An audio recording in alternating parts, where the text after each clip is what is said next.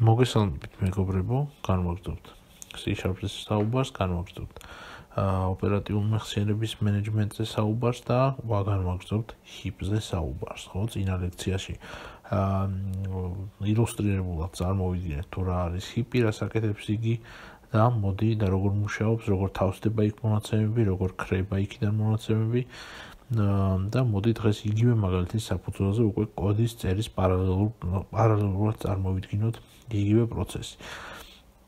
თუ მოგწონთ ჩემი ვიდეოები, გთხოვთ რომ გამოიწეროთ არხი და დაალაიქოთ ვიდეოები იმისთვის, რომ არხი გახდეს უფრო მეტად პოპულარული. ეხლა კი მოდი დავიწყოთ. განვიხილავთ იგივე მაგალითს, რაც განვიხილეთ წინაზე. შევქმნათ კლასი და ვარქვათ სახელად person. დავუშვათ ამ personს კონდეს ასაკი, რაღაცა ასაკი, რომელიც int age-ით აღვნიშნოთ. შევქმნათ ამ personის ობიექტები, ანუ person გიორგი უდრიდეს new persons. შევქმნათ მეორე ობიექტი, და მოდი ჯერ სანამ მეორე ობიექტი შევქმნით, დავხატოთ ეს ჩვენი ოპერატიული მეხსიერება ჩვენს Visual Studio-ში და ვიზუალურად წარმოვიდგინოთ რა მოხდა ახლა. ანუ დავხატოთ ეს არის ჩვენი ოპერატიული მეხსიერება, რომელიც გაყოფილი არის ორ ნაწილად. ანუ stacks და heaps აღარ დავწერ, მივხვდით რომელია, პატარა არის stack-ი, დიდი არის heap-ი, ხო? და რა ვქენით ახლა ჩვენ ავდექით და შევქმნით რაღაცა ობიექტი გიორგი, რომელიც ჩვენ stack-ში მოთავსდება. შესაბამისად შევქმნათ რაღაცა ობიექტი ჩვენ stack-ში, რომელსაც დავარქმევთ სახელად გიორგის. აი ეს. შემდეგ რა ვქენთ? შემდეგ გამოვიყენეთ new ოპერატორი და ჩვენს heap-ში ავიღეთ რაღაცა ადგილი, სადაც აი ჩვენი გიორგის, ამ ჩვენი ობიექტის მისამართი უნდა იქნეს შენახული. აი აქ შევქმნით დავუშვათ აი ჩვენი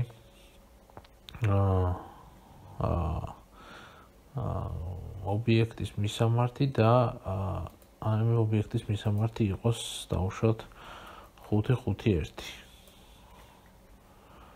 აი ეს. ეხლა ვიცით ჩვენ რა ხდება. აი ეს ჩვენი გიორგი იღებს იგივე მისამართს, რასაც heap-ში მოთავსებული რაც heap-ში მოთავსებულ კონკრეტულ უჯრას აქვს და აი ეს გიორგი უკვე უყურებს აი ამ heap-ში მოთავსებულ იმ კონკრეტულ ადგილს, ხო? და ანუ რასაც ნიშნავს, რომ აი ეს ობიექტი, აი ეს გიორგი ირეფერენსებს აი ამ მნიშვნელობას, ხო? აი ამის მისამართს. ანუ ჩვენ რას ვაკეთებთ ამ ჩანწერით? ანუ person გიორგით ვანიჭებთ იმ მნიშვნელობას, რომელსაც ინახავს აი ეს new ოპერატორი და მინიჭების ოპერატორის გამოყენებით აი ამ გიორგის ენიჭება აი ამ new person-ის შედეგად დაბრუნებული მნიშვნელობა და აი ეს ვიწერია სწორედ აი აქ. ამ მაგალითში აი მინიჭების ოპერატორიც აქვე არის და პირდაპირ ვანიჭებთ. ხო, ну შევქმნით ახლა ისევ მოდი მეორე ობიექტი და დავწეროთ person დავითი უდრიდეს new persons. შევქმნათ ეს ობიექტი, იგივე რაღაც ხდება stack-ში. იქნება დავითი, შემდეგ heap-ში იქნება რაღაცა ადგილი, რომელსაც აქვს თავის კონკრეტული მისამართი, მაგალითად 2 1 3, ხო? და იგივე მისამართი აქვს აი ამ ჩვენ დავითსაც და ეს დავითი უკვე უყურებს აი ამ მისამართს ჩვენს heap-ში. ხო. ну, მოდი ახლა ესეთი რაღაც დავწეროთ. დავწეროთ რომ persons შევქმნათ კიდე ერთი ინსტანსი ამ ჩვენი person-ის კლასისა რომელსაც დავარქმევ developers მაგალითად, ზოგადად developers. ნუ developers ხო ადამიანია, ხო? და როცა დავარქმევ developers, ამ developers ავდგები და პირდაპირ მივანიჭებ გიორგის. ანუ person developer უდრის გიორგის. ეხლა წარმოიდგინეთ თქვენ თვითონ ჩემს გარეშე თქვენი აზრით როგორ გამოიყურება ეს ბოლო ჩანაწერი, რაც აქ ჩავწერე, როგორ განაწილდება ეს ოპერატიულ მეხსიერებაში. ნუ ეცადეთ რომ დამოუკიდებლად წარმოიდგინოთ და მე გავაგრძელებ თან წერას. ნუ დეველოპერი რომ სტეკში შეიქმნება, ამაზე თან ხვდებით, ხო? აი ეს შეიქმნება დეველოპერი. ხოლო აი მისამართი რა მისამართ შეინახავს აი ეს დეველოპერი. აი ეს არის საინტერესო. ნუ ლოგიკურად შეინახავს იგივე მისამართს, რასაც ინახავს აი ეს ჩვენი გიორგი, ხო? ანუ 551-ს. ანუ აი ამ მისამართს დაუწყებს ყურებას. აი ეს. ანუ შეგვიძლია რომ ესეთ ჩანაწერს გავაკეთოთ, რომ ორმა ობიექტმა ერთ მისამართს უყუროს. ხო, მოდი ახლა დავწეროთ ესეთი რაღაცა. ნუ მე მგონი ხვდებით ხო, ანუ reference ტიპებსა და value ტიპებს შორის განსხვავება რაში მდგომარეობს. ანუ reference ტიპები თავსდებიან heap-ში და მისამართებს ინახავენ stack-ში, ხოლო value ტიპები თავიდან ბოლომდე თავსდებიან stack-ში. აქედან გამომდინარე აი ამ სტრუქტურებს, რასაც ხმარობთ ხოლმე int-ი, boolean, double, float-ი ასე შემდეგ, მე ვახსენე რომ ამათ ვეძახით ხოლმე პრიმიტიულ მონაცემთა ტიპებსაც. სწორედ ერთ-ერთი პირობა რომ ამათ უწოდებენ პრიმიტიულ მონაცემთა ტიპებსაც არის ის რომ ისინი მარტივები არიან თავისი ბუნებით, არ ჭირდებათ heap-ში ყურება და მისამართების დამახსოვრება, ანუ მე თუ შევქმნი აი აქ რაღაცა int a-ის და მივანიჭებ მნიშვნელობას რაღაც 81-ს მაგალითად, საერთოდაც არ გაიხედავს ეს heap-ისკენ, ხო? პირდაპირ შეიქმნება ექნება მნიშვნელობა 81 და a-ის აი ესე ერქმევა a იქნება თავისთვის აი აქ. და heap-ში არ ესაქმება არაფერი. მაგრამ უკვე სიტუაცია სრულიად შეცვლილი არის value ტიპების კი არა და reference ტიპების შემთხვევაში, ხო? მაგალითად თუ ეს ჩემი კლასი ახლა ამ მომენტისთვის საკმაოდ მარტივი და პრიმიტიული ტიპია, ბევრ მონაცემს არ ინახავს. მარტო ერთ ცალ მონაცემს ინახავს. int age-ს ინახავს, ხო? დაუშვათ მე თუ დავამატებ რაღაცას bool is married მაგალითად, ხო? ესეთ ტიპს თუ შეინახავს, თუ შეინახავს კიდე რაღაცა string names თუ შეინახავს, ხო?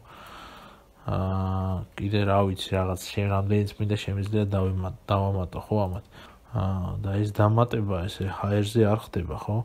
ყოველი ახალი ველი, რომელსაც აი ჩემ კლასს ვამატებ, არის ახალი რაღაცა ნაწილი, რომელსაც აი ეს ჩემი class person-ი ამ heap-ში იკავებს, ხო? დაუშვათ თუ აქამდე იყო int-ი, age-ი და აი აქ დაუშვათ იკავებდა მხოლოდ სიტყვაზე 4 ბაიტს, ხო? ეს ჩემი აი ეს ინსტანსი, ხო? თუ დავუშვათ 4 ბაიტს იკავებდა, შემდეგ მას დაემატება bool-ი, როცა დაემატება bool-ი რაღაცა ესეთი რაღაცა ერთი უჯრა კიდე დაემატება ამას, ხო? ამ უჯრაშიც იქნება მნიშვნელობა შენახული 213. 213, ხო? დავუშვათ ესე. და თავის მხრივ აი ეს bool ტიპის ცვლადის რაღაცა გარკვეული ზომისა იქნება, ხო? ჩვენ შემთხვევაში ვიცით რომ bool-ი არის 1 ბაიტი. ამას დაემატება 1 ბაიტი, ანუ თუ აქამდე იყო 4 ბაიტის ტოლი, ეს ჩვენი person კლასის აი ეს კონკრეტული ობიექტი, შემდეგ მას დაემატება 1 ბაიტი, უკვე გაიზრდება მისი ზომა. შემდეგ დაემატება კიდევ string-ი, ხო? string-ი დაემატება კიდე რაღაცა ზომა მოემატება, ხო? ანუ არ ვიცი წინასწარ string-ის ზომა, გვახსოვს ხო როგორც არის ზომები განაწილებული string-ში. ანუ იზრდება და იზრდება, ასე ვთქვათ, ეს ჩვენი აი ეს კლასი, ხო, აი ეს reference ტიპი. და გამომდინარე იქიდან რომ heap-ი არის დიდი თავისი მოცულობით, აი ამ გაზრდის და ამ ზრდადობის უფლებას გვაძლევს, აი ამ ზრდადობის საშუალებას გვაძლევს. ხო და რაც შეეხება value ტიპებს, ხედავთ რომ აი აქ ჩვენი სტეკი შეზღუდული არის სივრცეში. ანუ არ გვაძლევს იმის საშუალებას ესეთი манипуляციები ვაკეთოთ აი ამ ჩვენ მონაცემებზე, ხო? შესაბამისად, ესე თავისუფლად სტეკში ვერაფერს ვერ გავზრდით ისე როგორც ვზდით ჰიპში. აქედან გამომდინარე ამ value ტიპებთან, რომლებიც მოთავსებული არის სტეკში, იმდენად მუშაობის თავისუფლება არ გვაქვს, იმიტომ რომ ჩვენ ვართ მოცულობაში შეზღუდულები. შესაბამისად, როცა ვიყენებთ value ტიპს და მაგალითად ვიყენებთ არა კლასს, არამედ ვიყენებთ სტრუქტურას, struct person რო დავწეროთ ხო დაუშვათ, აი ესე ეს არის value ტიპი, კლასი არის reference ტიპი. ანუ ამაზე რა თქმა უნდა მოგვიანებით დეტალურად გავივლით ყველაფერს რა არის. აი ამ ჩანაწერებმა თუ რამეს ვერ იგებთ, არ შეგაშინოთ, ხო? როცა გავივლით აი ამ კლასებს და პერსონებს, ჩვენ ამ თემებს კიდე ბევრჯერ მოვუბრუნდებით, იმიტომ რომ ეს არის ობიექტზე ორიენტირებული პროგრამირება უშუალოდ.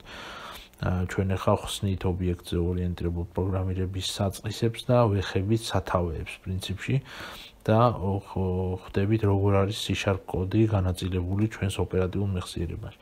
და ამ თემებს კიდევ მოვუბრუნდებით. ამიტომ არ შეგეშინდეთ თუ რაღაცებს ვერ იგებთ. ახლა აქ როცა სტრუქტურებს გავივლით, როცა კლასებს გავივლით, ჩვენ შემდეგ მოვუბრუნდებით ამ გაკვეთილებს და დარწმუნებული ვარ ყველაფერს გაიგებთ. მე კი ჩემი მხრივ ახლა ვცდილობ რომ ისე ავხსნა, რომ ყველასთვის მაქსიმალურად გასაგები იყოს.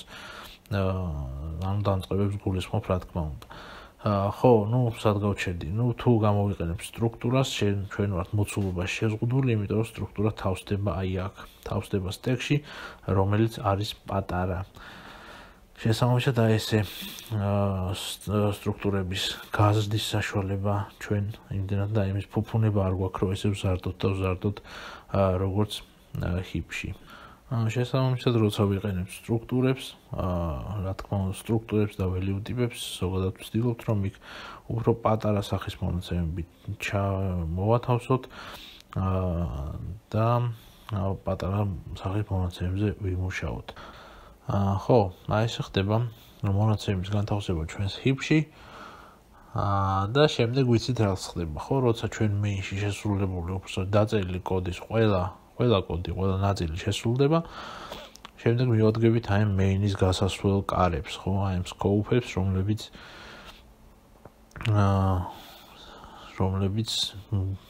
ნიშნავენ იმას, რომ ამბობენ იმას, რომ ჩვენი პროგრამა დასრულდა და ჩვენმა პროგრამამ დაასრულა მუშაობა. სტეკში როგორც ხდება მონაცემების განთავისუფლება ვიცით, ამას აღარ შევეხებით. და პრინციპში ჰიპში როგორც ხდება მონაცემების განთავისუფლება ისიც ვიცით. ანუ საქმეში ერთვება garbage collector-ი. ჩვენ ამ თემაზე წინა ლექციაზე ვისაუბრეთ და ვისაც არ აქვს ნანახი წინა ლექცია, აუცილებლად უყურეთ. შემდეგ ერთვება ეს garbage collector-ი და აი ეს ჩვენი მონაცემები რომლებიც მოთავსებულია ჰიპში, ისინი გაქრებიან. ჯერ გაქრებიან სტეკიდან, ხედავთ ხო, როგორც იშლებიან. შემდეგ დაიკარგება ამათთან კავშირი სტეკთან, სტექსა და ჰიპს შორის კავშირი დაიკარგება, ჰიპში დარჩება მონაცემი, რომელსაც უკვე არავინ აღარ ირეფერენსებს, ანუ არავინ აღარ უყურებს და შესაბამისად მათი არსებობის საჭიროება აღარც არსებობს. აქედან გამომდინარე, შემდეგ შემოვა ჩვენს ჰიპში ეს garbage collector-ი, ანუ ნაგვის შემგროვებელი მანქანა ჩამოუვლის აი ამ სათითაოდ და შეხედავს რეფერენსები გააჩნიათ თუ არა ამათ და როცა დარწმუნდება, რომ ამათ არავინ აღარ ირეფერენსებს და არავის არაფერს შეღარ ჭირდება, უბრალოდ ადგება და ამ მონაცემებს გაანადგურებს. ხო, აი ესე დასრულდება ჩვენი პროგრამის მუშაობა. ხო, შევეხეთ სტეკს, შევეხეთ ჰიპს. სინამდვილეში, რა თქმა უნდა, ოპერატიული მეხსიერება გაცილებით უფრო რთული ტიპია, ვიდრე ჩვენ ახლა აქ რაღაცები დავხატეთ და ვილაპარაკეთ. მაგრამ ჩვენ მეტ სირთულეებში და სიღრმეებში შესვლა აღარ გვჭირდება. ჩვენ რაც დაგვჭირდება იმისთვის, რომ წარმოდგენა შეგვექმნას, როგორ ნაწილდება ჩვენი კოდი, აი ამ ოპერატიულ მეხსიერებაში ჩვენ ამ თემებს უკვე შევეხეთ. აი ამ რამდენიმე გაკვეთილმა ცხადად დაგვანახა, მე მგონი, თუ რაში მდგომარეობს value ტიპებისა და reference ტიპების არსი, მათი მნიშვნელობა და როგორ მუშაობენ ისინი რეალურად. შემდეგ გაკვეთილზე ისევ ამ თემებზე ვრჩები, შემდეგ გაკვეთილსაც მიუძღვნი და შევეცდები, რომ რამე ახალი გითხრათ ამ თემასთან დაკავშირებითაც, ისევ რათა უკეთესად გავიაზროთ და უკეთესად გავიგოთ. ხო, სხვა მხრივ კი ვფიქრობ, ნაყოფიერი ლექციები გამოგვდის ამ თემებს რო ვეხებით და ვფიქრობ, თქვენც კმაყოფილი ხართ. თუ კმაყოფილი ხართ და მოგწონთ, ამიტომ უნდა გამოიწვიოთ ჩემი არხი და დაალაიქოთ ვიდეოები. თუ გსურთ, რომ არხი უფრო პოპულარული გახდეს. მე კი დღეს დაგემშვიდობებით და გისურვებთ წარმატებებს.